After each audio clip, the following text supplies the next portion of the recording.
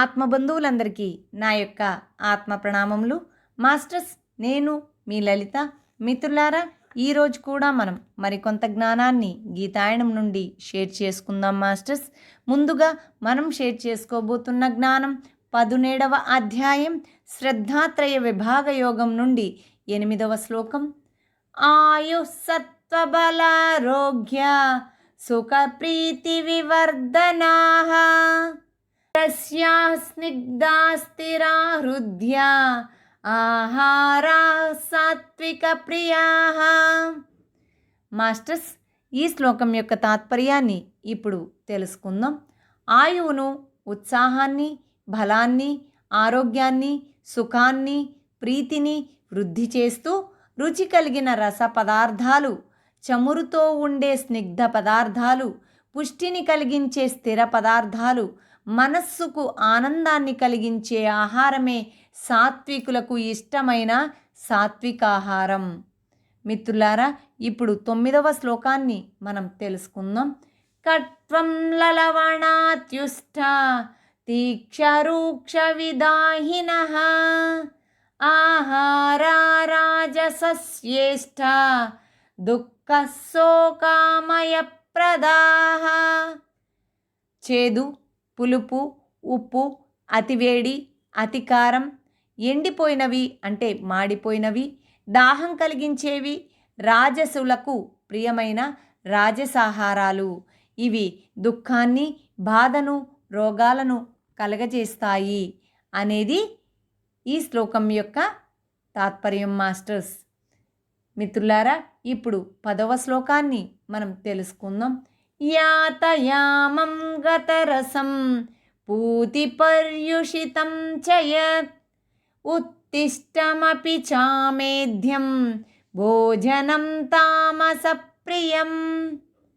సరిగా ఉడకనిది, సారహీనమైనది, దుర్వాసన గలది, పాచిపోయినది, వెనుకటి రోజున వండినది, ఇతరులు తినగా మిగిలినది అంటే ఎంగిలి అయినది, అపవిత్రమైనది అయిన ఆహారం తామస గుణం కలవారికి ఇష్టమైనవి. మిత్రులారా, ఇప్పుడు 11వ శ్లోకాన్ని తెలుసుకుందాం. అఫలాకాంక్షిభిర్యజ్ఞో విధి దృష్టో యయుజ్యతే యష్టవ్యమేవేతి మనః సమాధాయ స సాత్వికః. మిత్రులారా, ఈ శ్లోకం యొక్క తాత్పర్యాన్ని ఇప్పుడు తెలుసుకుందాం. శాస్త్రాన్ని అనుసరించి దృఢచిత్తంతో ఫలాపేక్ష లేకుండా చేసే యజ్ఞం సాత్విక యజ్ఞం అనేది ఈ శ్లోకం యొక్క తాత్పర్యం మాస్టర్స్. మిత్రులారా, ఇప్పుడు 12వ శ్లోకాన్ని మనం తెలుసుకుందాం. అభిసంధాయతు ఫలం దంభార్ధమపి చైవ యత్ ఇజ్యతే భరత శ్రేష్టతం యజ్ఞం విద్ధి రాజసం. మిత్రులారా, ఈ శ్లోకం యొక్క తాత్పర్యాన్ని ఇప్పుడు తెలుసుకుందాం. అర్జున, ఫలాపేక్షతో కానీ డాంబికానికి కానీ చేయబడే యజ్ఞం రాజస యజ్ఞం అని గ్రహించు. మాస్టర్స్, ఇప్పుడు 13వ శ్లోకాన్ని మనం తెలుసుకుందాం. విధిహీనమసృష్టాన్నం మంత్రహీనమదక్షిణం శ్రద్ధావిరహితం యజ్ఞం తామసం పరిచక్షతే. శాస్త్రవిధి, అన్నదానం, మంత్రం, దక్షిణ, శ్రద్ధ లేకుండా చేసే యజ్ఞం తామస యజ్ఞం అనేది ఈ శ్లోకం యొక్క తాత్పర్యం మాస్టర్స్.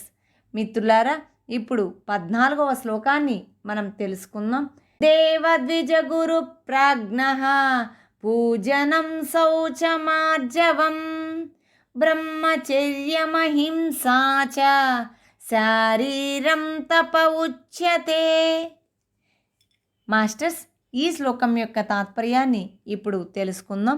దేవతలను, బ్రాహ్మణులను, గురువులను, జ్ఞానులను గౌరవించడం, శుచి, రుజుమార్గం, బ్రహ్మచర్యం, అహింసను పాటించడం అనేవి శారీరక తపస్సు అనబడతాయి. మిత్రులారా, మరి మనం ఎలాంటి ఆహారం తీసుకోవాలి, ఎలాంటి ఆహారం తీసుకుంటే మనకు ఎలాంటి గుణాలు కలుగుతాయి, అలాగే మనం ఎలాంటి తపస్సును ఆచరించాలి అన్న విషయాల్ని చక్కగా అద్భుతంగా మనం ఈరోజు కూడా తెలుసుకోవడం జరిగింది కదా మాస్టర్స్. మరి మనం చక్కటి సాత్వికాహారం తీసుకుంటూ ధ్యానాన్ని చేస్తూ జ్ఞానాన్ని అందరికీ పంచుతూ మనల్ని మనం ఉద్ధరింప చేసుకుందాం మాస్టర్స్. మిత్రులారా, మరిన్ని వీడియో నోటిఫికేషన్స్ కోసం ఈ ఛానల్ని సబ్స్క్రైబ్ చేయండి, లైక్ చేయండి, షేర్ చేయండి. Thank you very much.